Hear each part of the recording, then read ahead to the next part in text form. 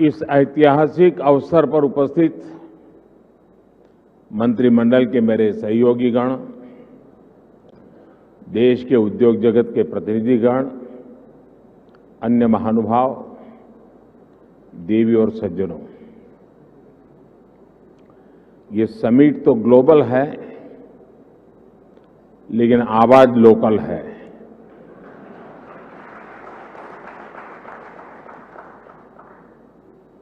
इतना ही नहीं, आगाज भी लोकल है।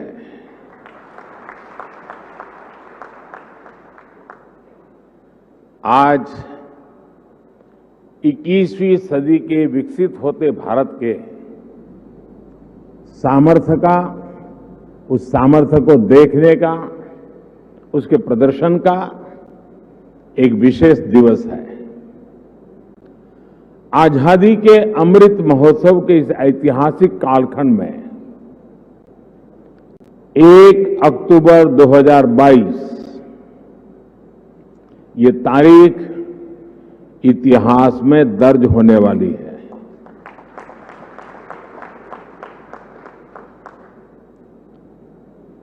दूसरा, ये नवरात्रि का पर्व चल रहा है, शक्ति उपासना का पर्व होता है और 21वीं सदी की जो सबसे बड़ी शक्ति है, उस शक्ति को नई ऊंचाई पर ले जाने का आज भी आरंभ हो रहा है। आज देश की ओर से, देश की टेलीकॉम इंडस्ट्री की ओर से 130 करोड़ भारतवासियों को 5G के तौर पर एक शानदार उपहार मिल रहा है। 5G देश के द्वार पर नए दौर की दस्तक लेके आया है। 5G अवसरों के अनंत आकाश की शुरुआत है। मैं प्रत्येक भारतवासी को इसके लिए बहुत बहुत बधाई देता हूं। साथियों, मैं गौरव से भरे इन क्षणों के साथ ही मुझे खुशी इस बात की भी है कि 5G की शुरुआत में ग्रामीण स्कूलों के बच्चे भी हमारे साथ सहभागी हैं, गांव भी सहभागी है, मजदूर गरीब भी सहभागी है। अभी मैं यूपी के ग्रामीण स्कूल की बेटी 5G होलोग्राम टेक्नोलॉजी के जरिए रूबरू हो रहा था। जब मैं 2012 के चुनाव में होलोग्राम लेकर के चुनाव प्रचार कर रहा था तो दुनिया के लिए अजूबा था। आज वो घर घर पहुंच रहा है। मैंने महसूस किया कि नई तकनीक उनके लिए किस तरह पढ़ाई के मायने बदलते जा रही है। इसी तरह गुजरात, महाराष्ट्र, ओडिशा के गांवों के सुदूर स्कूल तक 5G के जरिए बच्चे बड़े बड़े विशेषज्ञों के साथ क्लास में नई नई चीजें सीख रहे हैं। उनके साथ नए दौर की क्लास का हिस्सा बनना, ये वाकई बहुत रोमांचित करने वाला अनुभव है। साथियों, 5G को लेकर भारत के प्रयासों का एक और संदेश है, नया भारत। टेक्नोलॉजी का सिर्फ कंज्यूमर बनकर नहीं रहेगा, बल्कि भारत उस टेक्नोलॉजी के विकास में, उसके इम्प्लीमेंटेशन में बहुत बड़ी एक्टिव भूमिका निभाएगा। भविष्य की वायरलेस टेक्नोलॉजी को डिजाइन करने में, उससे जुड़ी मैन्युफैक्चरिंग में भारत की बड़ी भूमिका होगी। 2G, 3G, 4G के समय भारत टेक्नोलॉजी के लिए दूसरे देशों पर निर्भर रहा। लेकिन 5G के साथ भारत ने नया इतिहास रच दिया है। 5G के साथ भारत पहली बार टेलीकॉम टेक्नोलॉजी में ग्लोबल स्टैंडर्ड तय कर रहा है। भारत लीड कर रहा है। आज इंटरनेट का इस्तेमाल करने वाला हर व्यक्ति इस बात को समझ रहा है कि 5G इंटरनेट का पूरा आर्किटेक्चर बदल कर रख देगा। इसलिए भारत के युवाओं के लिए आज 5G बहुत बड़ी अपॉर्चुनिटी लेकर आया है। मुझे खुशी है कि विकसित भारत का संकल्प लेकर आगे बढ़ रहा हमारा देश दुनिया के अन्य देशों के साथ किस तरह कदम से कदम मिलाकर चल रहा है। ये भारत की बहुत बड़ी सफलता है। डिजिटल इंडिया अभियान की बहुत बड़ी सफलता है। साथियों, जब हम डिजिटल इंडिया की बात करते हैं तो कुछ लोग समझते हैं कि ये सिर्फ सरकारी एक योजना है। लेकिन डिजिटल इंडिया सिर्फ एक नाम नहीं है, ये देश के विकास का बहुत बड़ा विजन है। इस विजन का लक्ष्य है उस टेक्नोलॉजी को आम लोगों तक पहुंचाना जो लोगों के लिए काम करे और लोगों के साथ जुड़कर काम करे। मुझे याद है जब मोबाइल सेक्टर से जुड़े इस विजन के लिए स्ट्रेटेजी बनाई जा रही थी तो मैंने कहा था कि हमारी अप्रोच टुकड़ों टुकड़ों में नहीं होनी चाहिए बल्कि होलिस्टिक होनी चाहिए।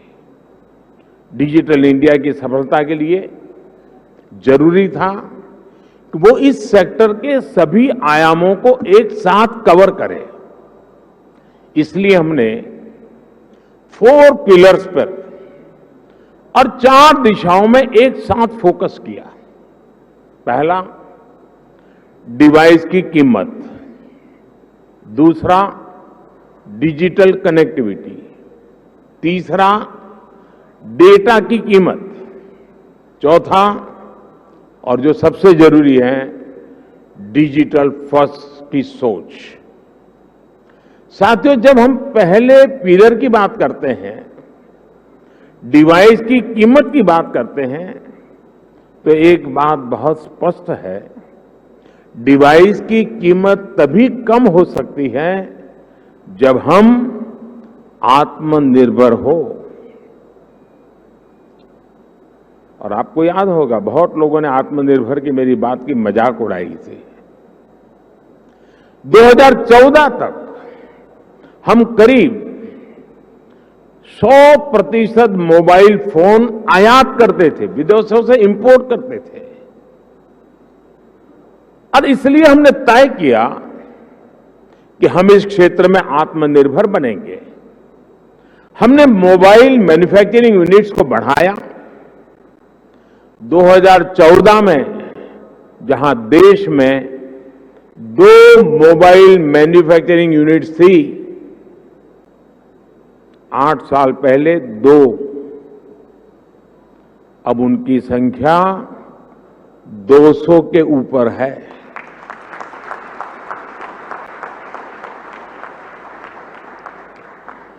हमने भारत में मोबाइल फोन के उत्पादन को बढ़ाने के लिए इंसेंटिव दिए, प्राइवेट सेक्टर को प्रोत्साहित किया। आज इसी योजना का विस्तार आप पीएलआई स्कीम में भी देख रहे हैं। इन प्रयासों का नतीजा बहुत पॉजिटिव रहा। आज भारत मोबाइल फोन उत्पादन करने में दुनिया में नंबर 2 पर है। इतना ही नहीं, जो कल तक हम मोबाइल इंपोर्ट करते थे, आज हम मोबाइल एक्सपोर्ट कर रहे हैं, दुनिया को भेज रहे हैं। जरा सोचिए, 2014 में जीरो मोबाइल फोन निर्यात करने से लेकर आज हम हजारों करोड़ के मोबाइल फोन निर्यात करने वाले देश बन गए हैं, एक्सपोर्ट करने वाले देश बन चुके हैं। स्वाभाविक है, इन सारे प्रयासों का प्रभाव डिवाइस की कीमत पर पड़ा है। अब कम कीमत पर हमें ज्यादा फीचर्स भी मिलने लगे हैं। साथियों, डिवाइस कॉस्ट के बाद जो दूसरे पिलर पर हमने काम किया, वो है डिजिटल कनेक्टिविटी का। आप भी जानते हैं कि कम्युनिकेशन सेक्टर की असली ताकत कनेक्टिविटी में है।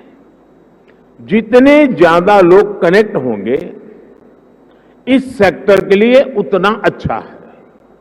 अगर हम ब्रॉडबैंड कनेक्टिविटी की बात करें, तो 2014 में 6 करोड़ यूजर्स थे। आज इनकी संख्या बढ़कर 80 करोड़ से ज्यादा हो चुकी है।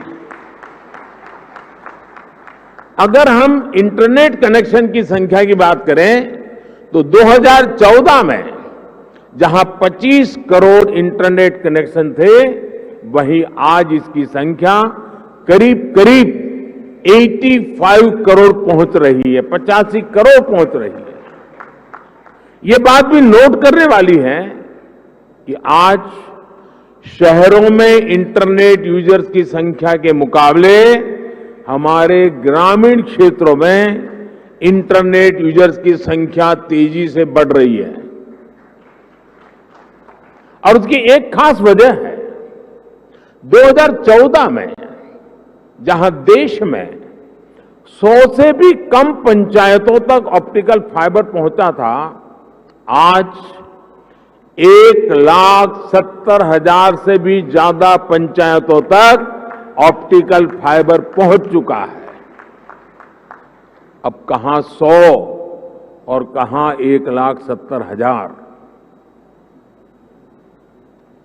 जैसे सरकार ने घर घर बिजली पहुंचाने की मुहिम शुरू की, जैसे हर घर जल अभियान के जरिए हर किसी तक साफ पानी पहुंचाने के मिशन पर काम किया, जैसे उज्ज्वला योजना के जरिए गरीब से गरीब आदमी के घर में भी गैस सिलेंडर पहुंचाया, जैसे हमने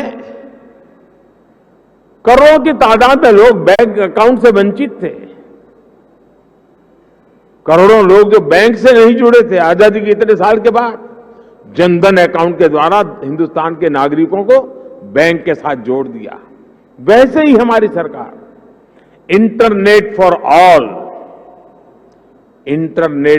ऑल के लक्ष्य पर काम कर रही है। साथियों, डिजिटल कनेक्टिविटी बढ़ने के साथ ही डेटा की कीमत भी उतनी अहम हो जाती है। ये डिजिटल इंडिया का तीसरा पिलर था, जिस पर हमने पूरी शक्ति से काम किया। हमने टेलीकॉम सेक्टर के रास्ते में आने वाली तमाम अड़चनों को हटाया। पहले विजन की कमी और पारदर्शिता के अभाव में टेलीकॉम सेक्टर को तमाम मुश्किलों का सामना करना पड़ता था। आप परिचित हैं कि कैसे हमने 4G तकनीक के विस्तार के लिए पॉलिसी सपोर्ट दिया। इससे डेटा की कीमत में भारी कमी आई और देश में डेटा क्रांति का जन्म हुआ।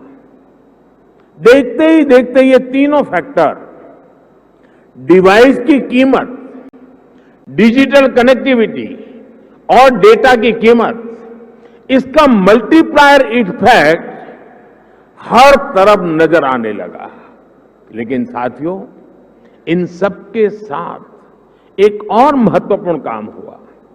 देश में डिजिटल फर्स्ट की सोच विकसित हुई। एक वक्त था जब बड़े बड़े विद्वान, एलिट क्लास, उसके कुछ मुट्ठी भर लोग सदन के कुछ भाषण देख लेना, कैसे कैसे भाषण हमारे नेता लोग करते हैं। वे मजाक उड़ाते थे। उनको लगता था कि गरीब लोगों में क्षमता ही नहीं है, ये डिजिटल समझ ही नहीं सकते, संदेह करते थे। उन्हें शक था कि गरीब लोग डिजिटल का मतलब भी नहीं समझ पाएंगे। लेकिन मुझे देश के सामान्य मानवी की समझ पर, उसके विवेक पर, उसके जिज्ञासु मन पर हमेशा भरोसा रहा है।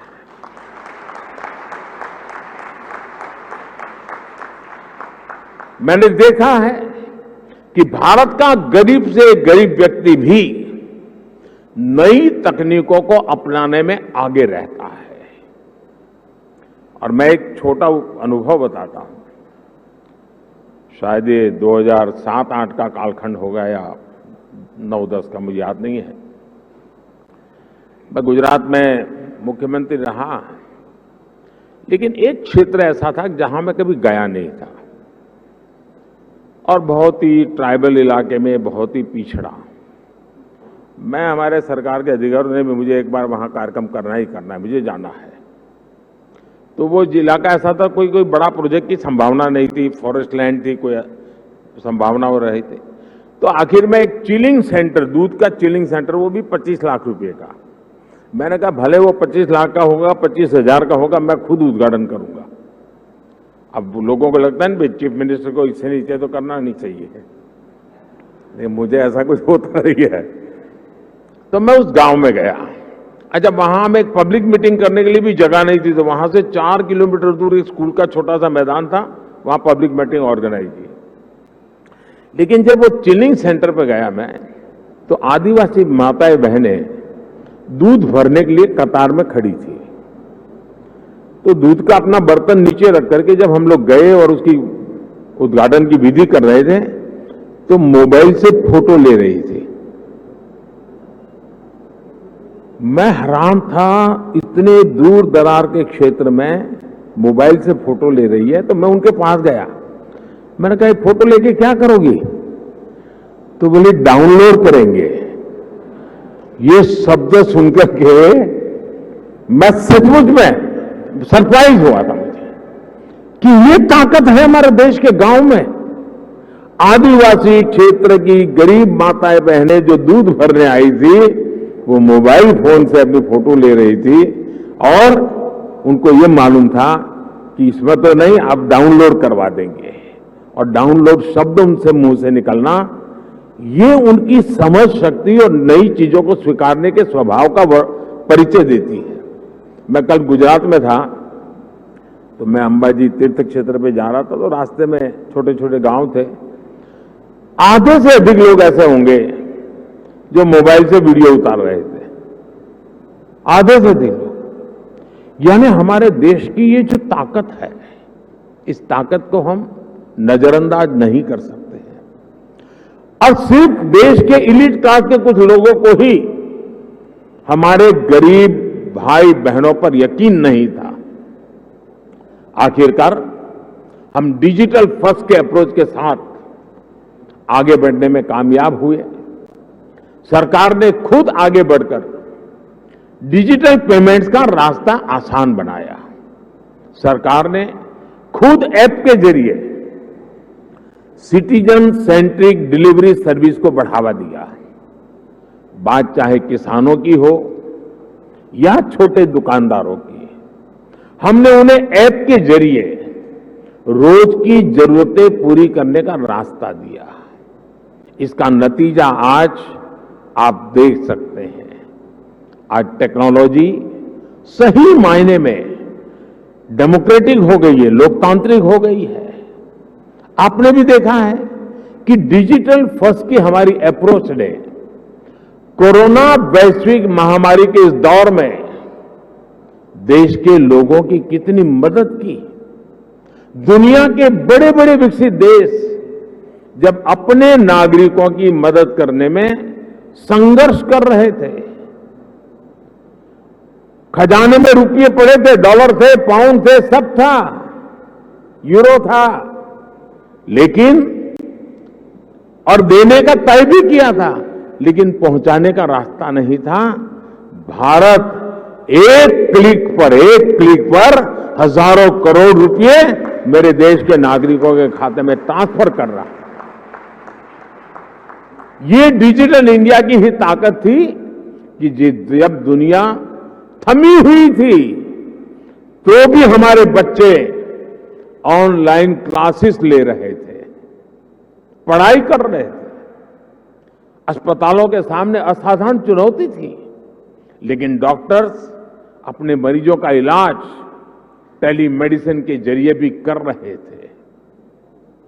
ऑफिसेज बंद थे, लेकिन वर्क फ्रॉम होम चल रहा था। आज हमारे छोटे व्यापारी हो, छोटे उद्यमी हो, लोकल कलाकार हो, कारीगर हो, डिजिटल इंडिया ने सबको मंच दिया है, बाजार दिया है। आज आप किसी लोकल मार्केट में, आप सब्जी मंडी में जाकर देखिए, रेहड़ी पटरी वाला छोटा दुकानदार भी आपसे कहेगा कैश नहीं है, यूपीआई कर दीजिए। मैंने तो बीच में एक वीडियो देखा, कोई भिक्षुक भी डिजिटली पेमेंट लेता है। ट्रांसपेरेंसी देखिए।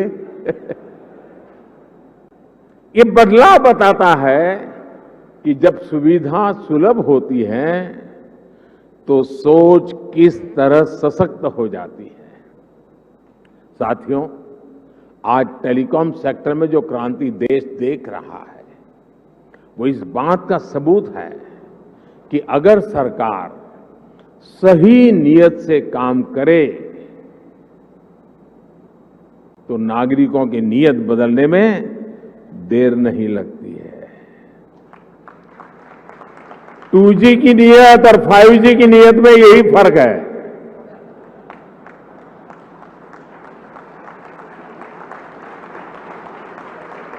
देर आए दुरुस्त आए।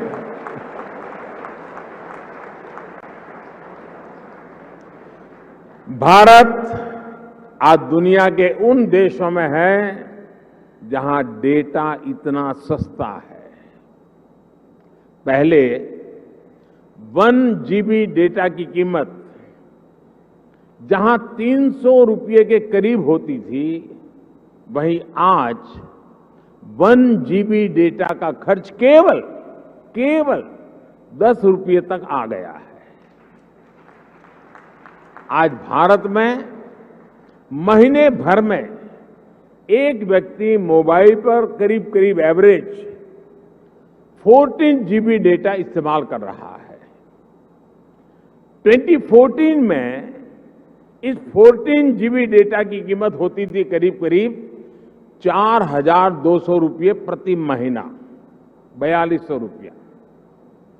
आज इतना ही डेटा 1,250 रुपये या ज्यादा से ज्यादा 150 रुपये, 125 या 150 रुपये में मिल जाता है।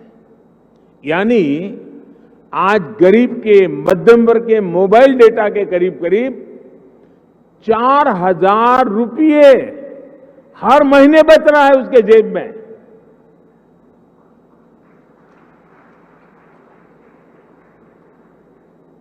हमारी सरकार के इतने सारे प्रयासों से भारत में डेटा कीमत बहुत कम बनी हुई है।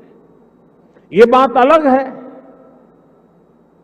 4,000 रुपया बचना कोई छोटी बात नहीं है हर महीना। लेकिन जब मैं बता रहा हूं तब आपको ध्यान में आया, क्योंकि हमने इसका हो हल्ला नहीं किया, विज्ञापन नहीं दिए, झूठे बड़े गपगोले नहीं चलाए। हमने फोकस किया कि देश के लोगों की सहूलियत बढ़े, ईज ऑफ लिविंग बढ़े। साथियों, अक्सर ये कहा जाता है कि भारत पहली 3 औद्योगिक क्रांतियों का लाभ नहीं उठा पाया, लेकिन मेरा विश्वास है कि भारत न सिर्फ चौथी औद्योगिक क्रांति का पूरा लाभ उठाएगा, बल्कि उसका नेतृत्व भी करेगा। और विद्वान लोग तो कहने लगे हैं कि ये भारत का दशक नहीं, ये भारत की शताब्दी है। ये डेकेड नहीं, सेंचुरी है। भारत ने किस तरह 4G आने के बाद टेक्नोलॉजी की दुनिया में ऊंचाई छलांग लगाई है, इसके हम सभी साक्षी हैं। भारत के नागरिकों को जब टेक्नोलॉजी के समान अवसर मिल जाते हैं तो दुनिया में उन्हें कोई पछाड़ नहीं सकता। इसलिए आज जब भारत में 5G का लॉन्च हो रहा है तो मैं बहुत विश्वास से भरा हुआ हूं दोस्तों। मैं दूर का देख पा रहा हूं और जो सपने हमारे दिल दिमाग में चल रहे हैं उसको अपनी आंखों के सामने हम साकार होते देखेंगे। हमारे बाद वाली पीढ़ी देखेगी, ऐसा काम होने वाला नहीं है, हम ही हमारे आंखों के सामने देखने वाले हैं। ये एक सुखद संयोग है कि कुछ सप्ताह पहले ही भारत विश्व की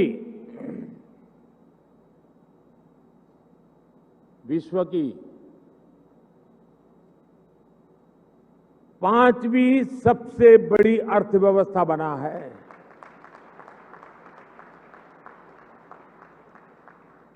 और इसलिए ये अवसर है हमारे युवाओं के लिए जो 5G टेक्नोलॉजी की मदद से दुनिया भर का ध्यान खींचने वाले इनोवेशंस कर सकते हैं। ये अवसर है हमारे एंटरप्रेन्योर्स के लिए जो 5G टेक्नोलॉजी का इस्तेमाल करते हुए अपना विस्तार कर सकते हैं। ये अवसर है भारत के सामान्य मानवी के लिए जो इस टेक्नोलॉजी का इस्तेमाल करते हुए अपनी स्किल्स को सुधार सकता है, अपस्किल्स कर सकता है, रीस्किल्स कर सकता है, अपने आइडियाज को सच्चाई में बदल सकता है। साथियों, आज का ये ऐतिहासिक अवसर एक राष्ट्र के तौर पर, भारत के एक नागरिक के तौर पर हमारे लिए नई प्रेरणा लेकर आया है। क्यों ना हम इस 5G टेक्नोलॉजी का उपयोग करके भारत के विकास को अभूतपूर्व गति दें। क्यों ना हम इस 5G टेक्नोलॉजी का इस्तेमाल करके अपनी अर्थव्यवस्था को बहुत तेजी से विस्तार दें। क्यों ना हम इस 5G टेक्नोलॉजी का इस्तेमाल करके अपनी प्रोडक्टिविटी में रिकॉर्ड वृद्धि करें। साथियों, इन सवालों में हर भारतीय के लिए एक अवसर है, एक चुनौती है, एक सपना है और एक संकल्प भी है।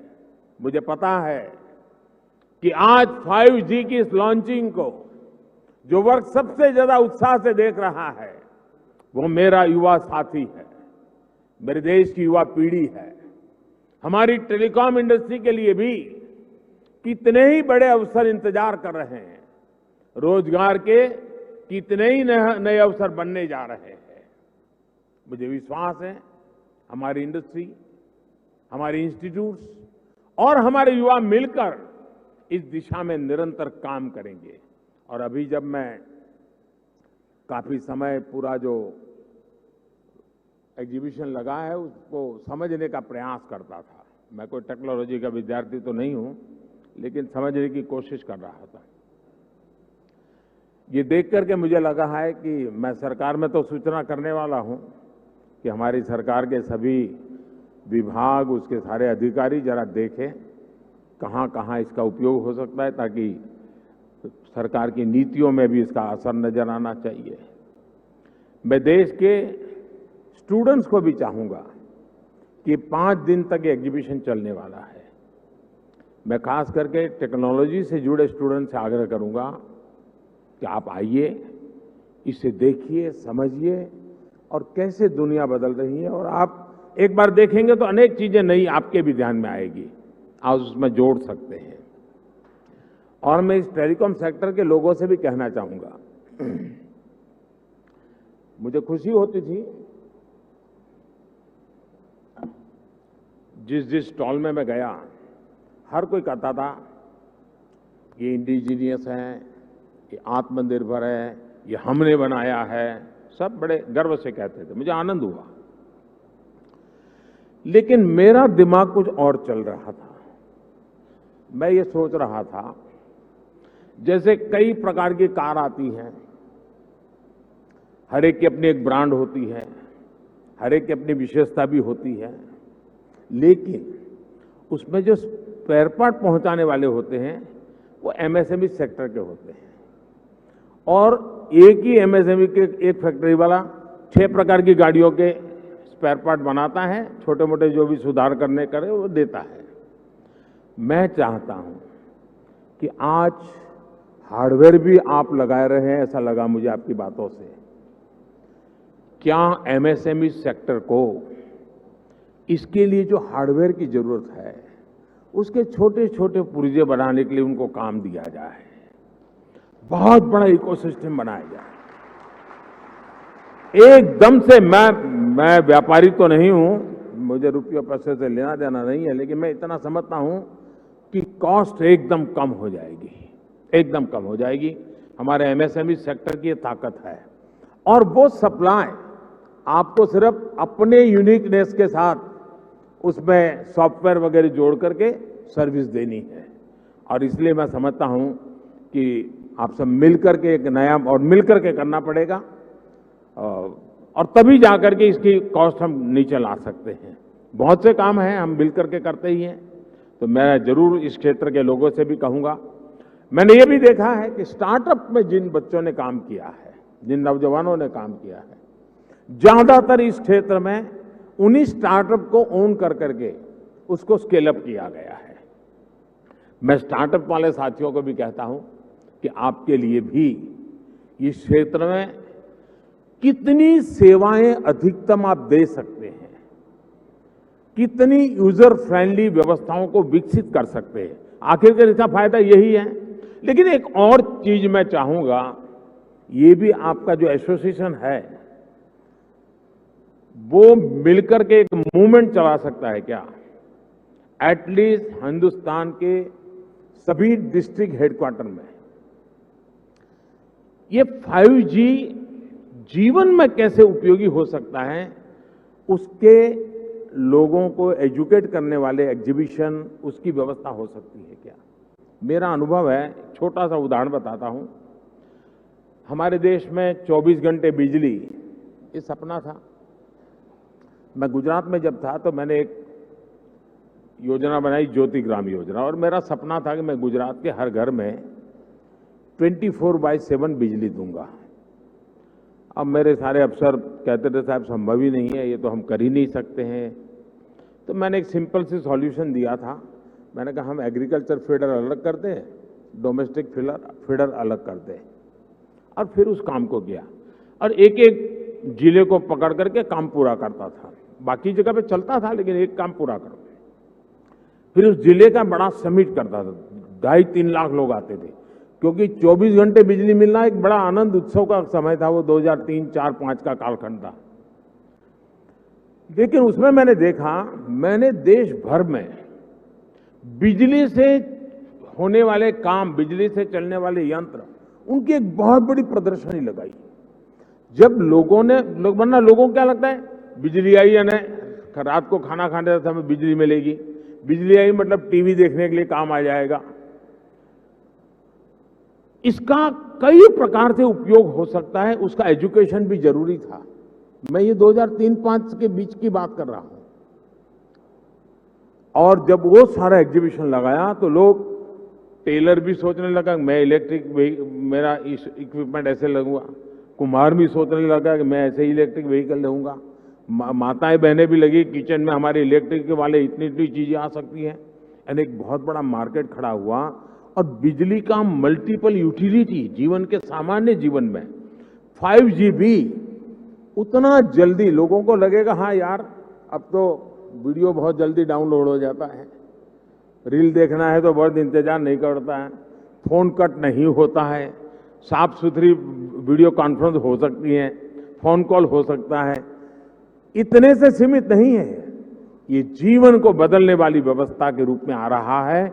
और इसलिए मैं इस उद्योग जगत के मित्रों के एसोसिएशन को कहूंगा कि आप स्कूल, कॉलेज, यूनिवर्सिटी और हिंदुस्तान के हर डिस्ट्रिक्ट में जाकर के इसके कितने पहलू हैं और आप देखिए वो लोग उसमें वैल्यू एडिशन करेंगे तो एक आपके लिए सेवा का काम भी हो जाएगा।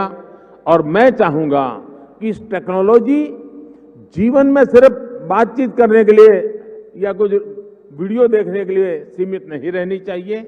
ये पूरी तरह एक क्रांति लाने के लिए उपयोग होना चाहिए और हमें 130 करोड़ देशवासियों तक एक बार पहुंचना है। बाद में तो वो पहुंचा देगा, आप देख लीजिए, आपको टाइम नहीं लगेगा। अभी मैंने ड्रोन पॉलिसी अभी लाया था। आज कई खेतों में मैं देख रहा हूं वो ड्रोन से अपना दवाइयां छिड़काव का काम शुरू कर दिया, उन्होंने ड्रोन चलाना सीख दिया।